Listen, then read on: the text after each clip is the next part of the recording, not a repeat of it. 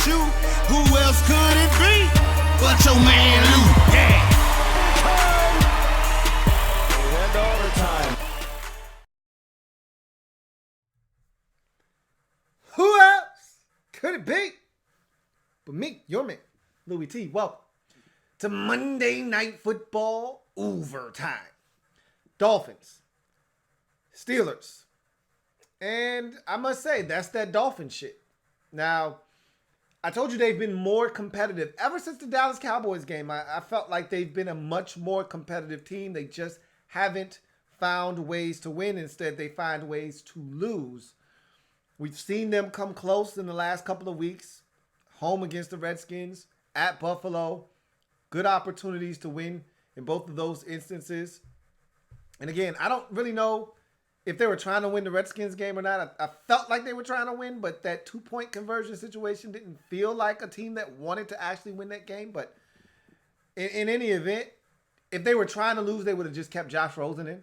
He gave them the best chance to lose all of their games. So the move to Ryan Fitzpatrick gives them a chance to compete. And so I think they're trying to win. They jumped out to the 14-0 lead tonight.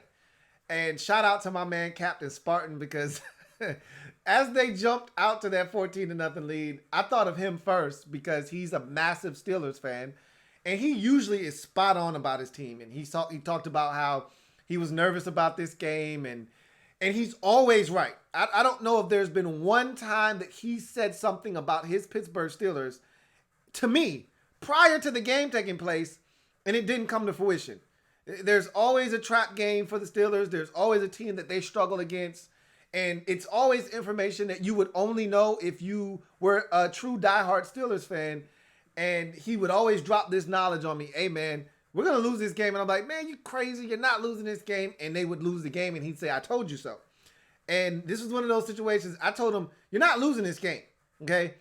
But he said, look, I don't know if we're going to lose, but I'm nervous. And he had every right to be, especially in that first half, until the Dolphins pulled that Dolphin shit. That 3rd and 20 before the half when they decided. First of all, I was asking myself as I saw the play unfolding, as he caught the slant, and I'm watching him run, and there's no Dolphins jersey in sight. Like initially when he caught the pass, there wasn't a black jersey other than his own, nor a white jersey anywhere in the screen as he's running for copious amounts of yards. And I'm saying to myself, what the hell is going on? And I knew that they came with a zero blitz. So I thought that, there'd be someone coming at some point though. And then I thought to myself, well, why would you do that? Like, it's 3rd and 20. Why? Why would you come with zero pressure? With zero blitz, and come with an all-out blitz, man-to-man across the board, and give them an opportunity to just catch a pass and just run. Again, there's something to be said about being aggressive, and then there's being over-aggressive. That was an over-aggressive move. And that was really the turning point in the game. Gave the Steelers momentum that they would not have had coming into the second half. If you forced them, which they would have been in a position to force them to kick a field goal, you're up 14-6 at halftime. It's a totally different game than 14-10, which is what the halftime score was after that touchdown, that catch and run. And the Steelers pretty much never looked back from that point in the game. And the second half was sheer dominance on the part of the Steelers. They were able to force turnovers. You had TJ Watt with the strip sack at the very end to pretty much seal the deal. If there were any chance of the Dolphins getting back in this game, it was pretty much shut off at that point. But you had the Minka Fitzpatrick interception, which at the time just felt like a punt. Honestly speaking, I didn't have a problem with that heave down the field. It was 3rd down and long. You chuck it deep, and it got picked off. You're at the 3. You're thinking, all right, defense, get a stop. We might get great field position out of this. And instead, they allowed the Steelers to essentially go on a 97-yard march that was capped off by a ridiculous Juju Smith-Schuster catch where he pretty much just mossed on the defender, took the football from him. Give me that. You don't know what to do with that. And that was all she wrote at that point. Once that lead got from 17-14 to 24-14, I had zero. First of all, once they caught up with the Dolphins, all right, you know the routine, you know the rules to the game to play. Even, we leaving. Once they got even and left those boys, I said, they're never catching them. And I didn't think they would get stuck on 14 and not score another point. I thought they had at least another field goal somewhere in their future in this game. But their inability to stop the run, which on that 97-yard drive, they essentially let their Steelers eat up every bit of 8-9 minutes of the quarter. Well, I think that was the one that gave them the lead at 17-14. I think that might have been the 8-minute drive or so, whatever the case may be. One of those drives was about 8 minutes long. And they can't stop the run. That's been the Dolphins' biggest Achilles heel all season long, is their inability to stop anybody from just gutting them on the ground. And if you want to lose football games, you want to get beat up in the process, the easiest way to do that is to just allow teams to emasculate you on the ground. And that's what the Dolphins have done all season long. Even teams who can't run it effectively, like the Redskins, had over 100 yards rushing in the football game with one guy. It's one thing to amass as a total team 100 yards rushing. That's cool, but that's not that big of a feat. But if one guy in particular is able to score over 100 yards rushing when you can't run the football, that's a big deal. And everyone has had at least a 100-yard rusher. In the case of the Cowboys, they had 200-yard rushers in one game versus these Dolphins. So they just struggled to stop guys on the ground, and it was no different tonight. James Conner ran roughshod all over this Dolphins defense before he left the game at the very end with an injury. But he had 140-some-odd yards rushing in this football game. They just had no answers on the ground. And that really allowed them to settle down Mason Rudolph. If they would have been able to stop the run and force Mason Rudolph to have to make some tough throws in this game, I think they would have gotten another turnover out of him at some point, because he was rattled early. You could tell. You know, first game back off the concussion. You know, things aren't going your way. Dolphins off to a quick start. You throw an early interception that leads to Dolphins points. They ultimately take a 14-0 lead. You're getting booed off the field after a third down conversion that goes, or a third down missed opportunity that goes awry. And so you got to punt. It was rough, you know. As he's in the midst of getting booed after a second down incompletion, or a shallow completion to Roosevelt Nix that set up a third and long deep in your own territory, that was the time the Dolphins had. If they get off the field there, you know, you've got this guy rattled right where you want him. Crowd's in a frenzy. They're booing him and the rest of the Steelers offense. And he's searching for answers. Instead, he gets the completion to Deontay Johnson. And really, it was from that point on that you could see him starting to gain a little bit of confidence. But it was the touchdown pass to Deontay Johnson that I thought really sprung this thing in the favor of the Steelers. But for the Steelers, they're just continuing to scratch, claw, and battle their way back into some kind of race in the AFC. I think the AFC is wide open in terms of wild cards, and you know, there aren't many dominant teams like it is in the NFC. I mean, in the NFC, it's San Francisco at 8-0, 7-0. It's the Packers at 7-1. It's the Saints at 7-1. You got the Vikings at 6-2.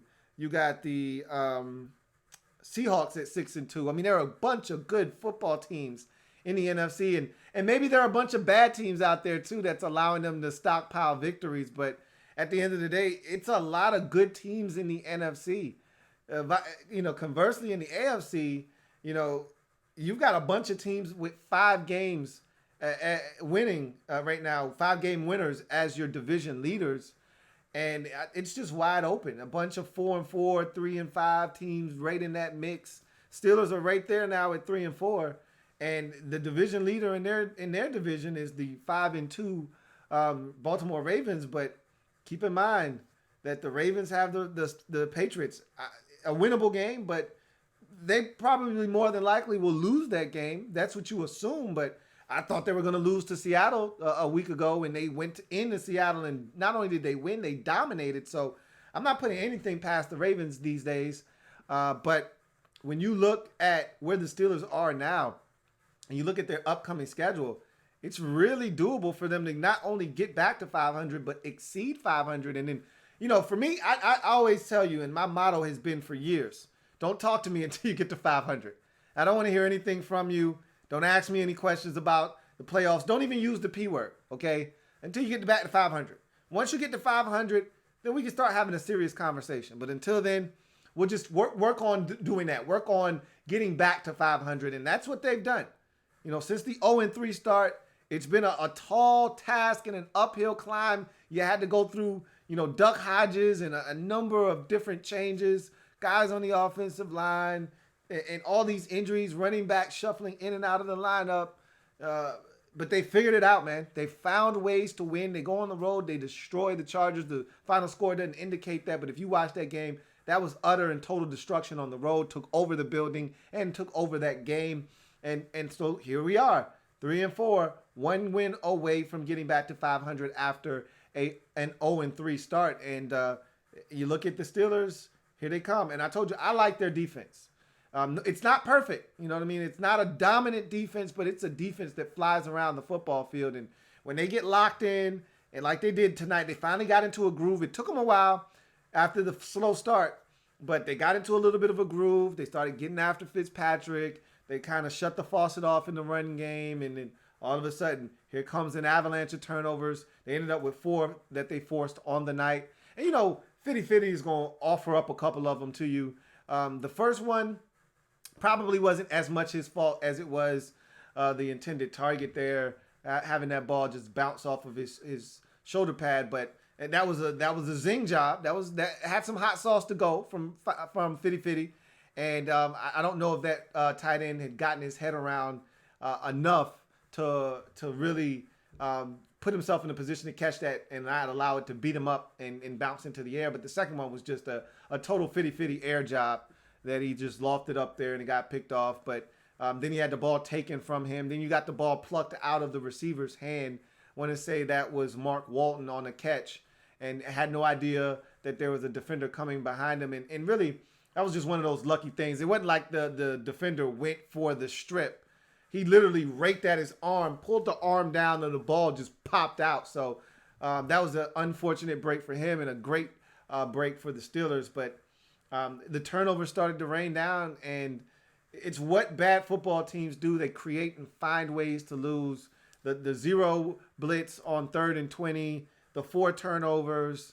These are all ways you can easily lose a ball game, and that's what the Dolphins have done this season, and it's why they right now sit at 0-8 on this season, along with Cincinnati as your 2 winless teams in the league to this point. So this was a little bit more entertaining game than we bargained for, much like Sunday Night Football. We got a more competitive game than we thought. Now, this wasn't quite like Sunday night where it was down to the wire, a late conversion to end the game, or else we would have had a situation with the team getting the ball late with a chance to tie the game or possibly win it if they decide to go for 2, if they're able to get the touchdown. This wasn't that close. The outcome was never in doubt once the Steelers got that 10-point lead. But this was way more competitive than I thought it was going to be. I thought this was going to be one of those games similar to the Cincinnati game that we had with these same Steelers in Pittsburgh at Heinz Field, where pretty much start to finish domination by the Steelers. They're able to run the football, kind of keep the Bengals at bay, and never really be in any danger of losing a football game. Now, that wasn't the case here for much of the first half. The Steelers were being dominated. And then, again, that decision to blitz on 3rd and 20 and the Steelers' ability to execute in that situation and score the touchdown really changed all of the momentum in this game and swung it in the favor of the Pittsburgh Steelers. Old man Mo got off his recliner, which was stationed on the Dolphins sideline, walked all the way across the field, posted up on the Dolphins sideline, put his feet up in his recliner, got him a beverage, got him a bag of chips, and he didn't move, man. He got really, really comfortable on that Steelers sideline, and that's where he stayed the remainder of the game. So there it is. Steelers win this game 27-14 over the Miami Dolphins. Dolphins remain winless on the season at 0-8. Steelers get to 3-4. And now I get to your comments from this game. So let's do that now. Niners fan says, do you think Mason Rudolph can be a franchise quarterback? I think with time, maybe. I'm not a massive Mason Rudolph fan. I wasn't coming out of Oklahoma State. I thought he was solid. I think he's more of an NFL backup quarterback than he is a starter. But we'll see what happens. I mean, right now he may be the heir apparent to the throne in Pittsburgh. They may feel really comfortable with him taking over when Ben Roethlisberger moves on. I think this season is going to be a really good learning experience for him. I really do. And we'll find out a lot about him. I thought tonight showed a lot of poise and moxie because it did not go well for him early. And for him to battle through that and the crowd booing him and some of the things, the interception early, a lot of things went wrong early in this ball game. And he battled through all of the adversity and ended up having a pretty solid statistical game. Now, he left some throws out there. You had Deontay Johnson streaking down the field for an easy touchdown if he hits him in stride. There were some opportunities down the field and some 50-50 balls where he just fell short. The ball just fell short. He didn't have the strongest arm in the world. We know that. So, and I think you kind of saw a little bit of that tonight. But and some of his balls were wobbly, not tight spirals to cut through the wind and all of that good stuff. But at the end of the day, I thought he hung in the pocket, sometimes to his detriment. I'd like to see him make quicker decisions. There were times where he was kind of like a deer in headlights, just kind of hanging out in the pocket and not getting out of there in a timely manner against better rushes, against better teams that can get after the quarterback. That could prove to be very costly, but he got away with it tonight. But you've seen enough from him to know that he can play in this league.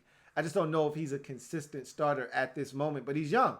I mean, essentially he's a rookie, even though he's in his second year. For all intents and purposes, he's a rookie. And so he's making the mistakes you expect a rookie to make, but at the same time, you see a little bit of maturation and growth. And I said all of that to say this. I do not think right now, after what I've seen, that he's a starting quarterback. But again, it's early. More time needs to be given. Not a large enough sample size to say he can't start in this league and win consistently for you. I mean, I remember after watching Kirk Cousins the first few, starts of his career, and that's all we're really seeing from Mason Rudolph. I think this is his third start of his career. Kirk Cousins didn't look all that great. He had one really good start against Cleveland on the road in 2012 in his rookie season. And then outside of that, a lot of people didn't believe in him. But you got to give these guys time. So he could be, no doubt. Niners fan also says, the Dolphins should trade Xavier Howard. The man is an elite corner, and many teams would easily be willing to part ways with the first rounder for him. So this is what you got to consider when you're the Dolphins or any team that's in a similar situation where you understand that the future is going to be where you start to prosper and that the present is not where you want to be, and you start moving away some of your pieces. You can't move all of them, though. You have to have guys that you identify as building blocks. It can't be the blind leading the blind. You're going to need established veterans that you can have young guys turn to for guidance and knowledge. And Xavier Howard is a guy that can tell these young players, look, I've seen winning in this league because he's been on a Dolphins team that has made it to the postseason, and I've seen losing. And he can say, look, I've been at the bottom. I've seen us win. I know what it takes in this league to get it done and get to the postseason and have a shot. And also you need that message coming from one of your better players. So, and he's young. You need to be able to hold on to 2 or 3 of these guys and build around them. And so if you're the Dolphins, you want guys that want to be there. And it, by all accounts, it sounds like Xavier Howard wants to be a part of the solution, and he's not one of these guys looking to get out. And if that's in fact the case, you want to hold on to guys like him because it's so hard to find elite corners in this league. And so you got one on your team. He wants to be a part of rebuilding this thing, the respectability, and he's a hell of a football player. You don't want to trade him. You don't want to trade him. So they've got more than enough draft capital, okay? They don't need more right now. They need to have good football players.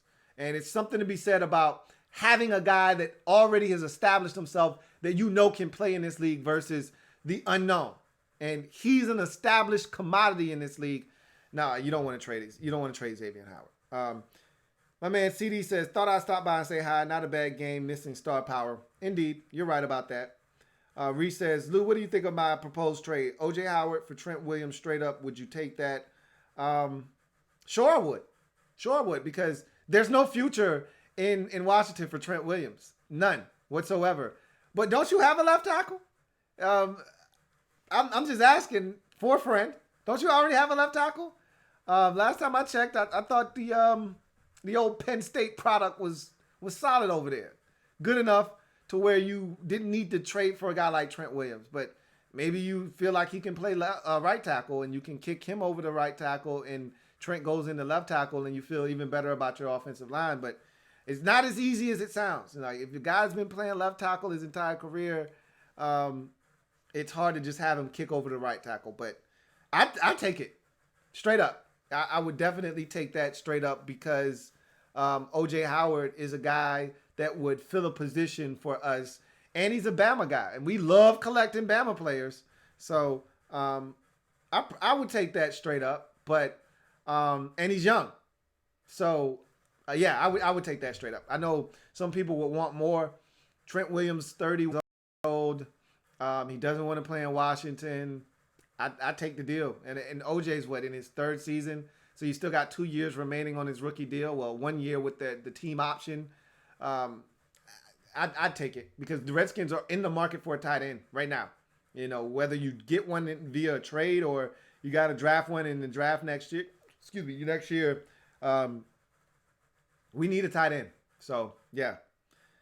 Reese says, Ryan Fitzpatrick will always hold a special place in my pewter and red heart. That 3-game stretch last year was just magic. I'll never forget it. Neither will any of us. The press conference after the third win, where he came out in Deshaun Jackson's jacket and gold chains, priceless, man. We'll never be able to get that back. But, boy, was that fun. That was some good stuff. Anyway, Niners fan says, Jimmy G has been really inconsistent, which worries me. If we can fix his issues, we can easily make it to the NFC Championship game this season. Again, you're spot on. That's the biggest issue. I think that's the biggest question mark. And if you're a team looking to attack the 49ers, that's who you attack. Your goal should be to go in, stop the run, or at least slow it down to the point where Jimmy G feels the need to have to take over, and he's going to make some mistakes. So right now, that to me is the biggest question mark for the 49ers is, can you get consistency out of Jimmy G? Right now, the answer is no, but he hasn't had to be anything other than solid because the defense has been dominant and the running game has been out of this world. So if you run into some teams that can slow down the run game and also not turn it over and just make the defense work, you could be in a dogfight.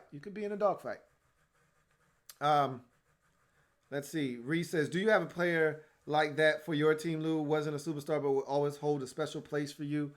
I don't get too attached to players anymore. You know, I did when I was a young guy, when I was a little lad, but I don't really get attached to players anymore because in this league, guys come, guys go. But they, you know, back in the day, there were guys like that. You know, I was always, before he left the first time, I was always a Ryan Clark guy. I always thought that the defense ran so much better with Ryan Clark back there next to Sean Taylor. And him and Sean were like best friends on the team. And Sean Taylor really wanted him to stay. And I thought that was one of the biggest mistakes the Redskins made in those days from a roster standpoint was getting rid of Ryan Clark, who didn't want that much money. You know, and I was listening to Clinton Portis and Chris Cooley talk about what Ryan Clark was asking for and what the Redskins refused to give him. And it made me sick to my stomach hearing how little he wanted and how much they ended up giving to Adam Archuleta. And that just was a nightmare. So anyway, KR says, with all the first round draft picks that Miami has over the next 2 drafts, who do you believe they will draft to be their quarterback of the future? Hard to say right now, you know, because you look at the way the quarterback landscape in college football is right now, and there's so many names you could throw out there. But at some point, you know, 1 or 2 guys are going to separate themselves from the pack. You'd like to think that's Tua, but Tua has an injury history.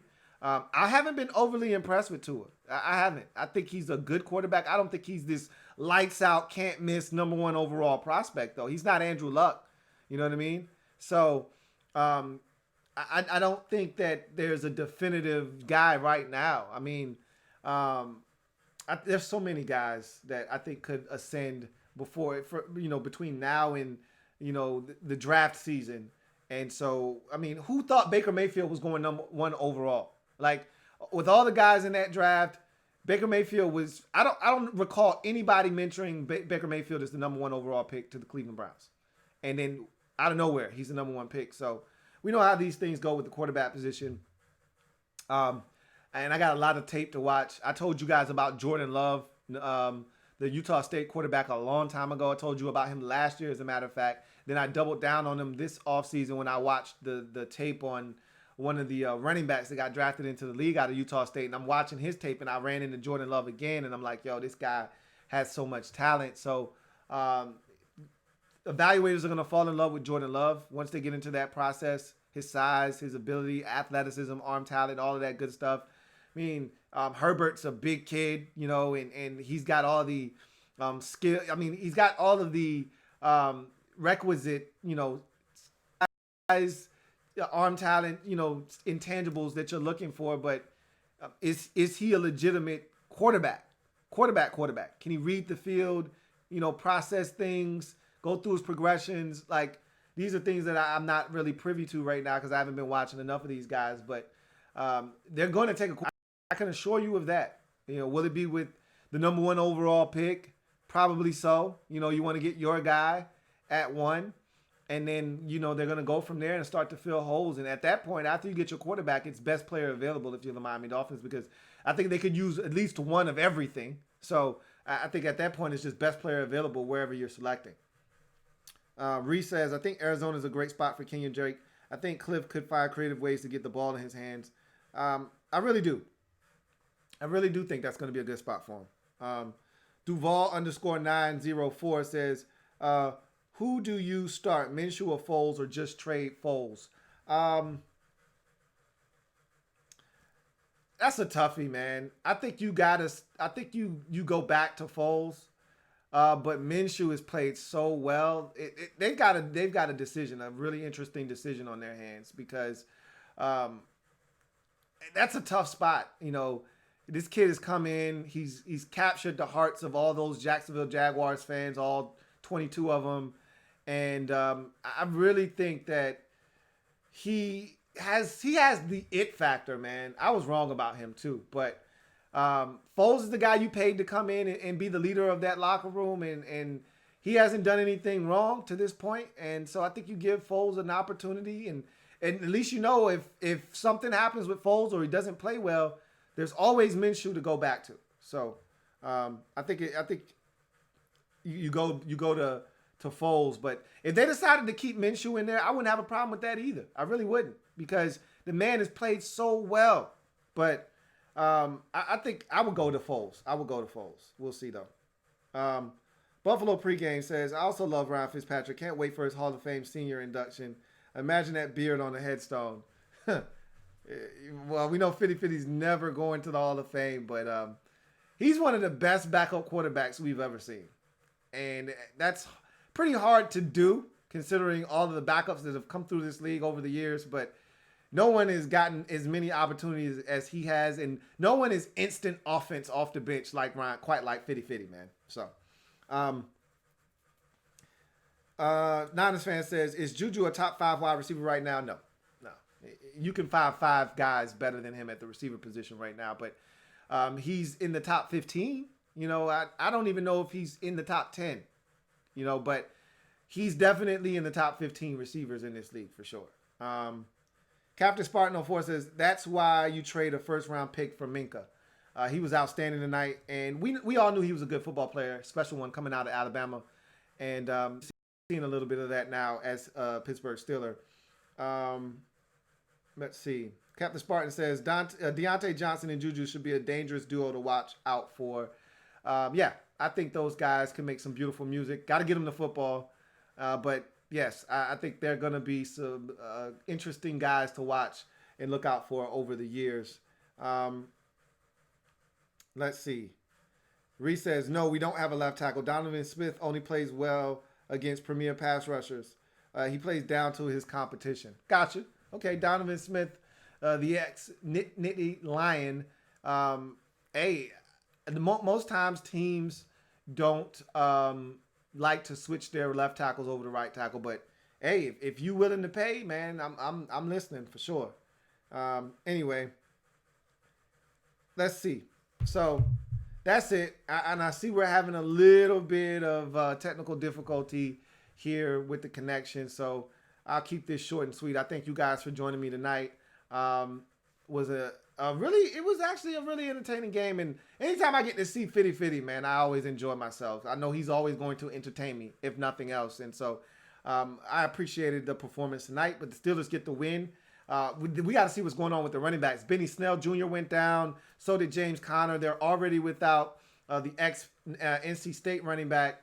So they got some issues at running back. If these are some serious injuries, let's hope that they aren't. But they can't afford any more injuries at the running back position, especially with Mason Rudolph at quarterback. You see that he has to have a run game and someone to stabilize the offense.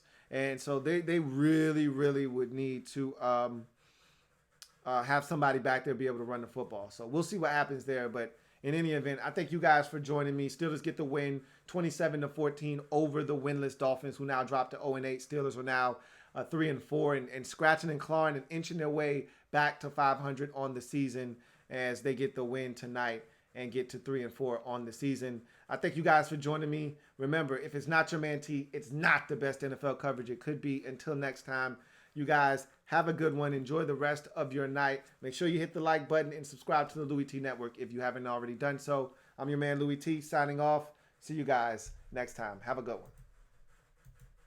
Louie T Network.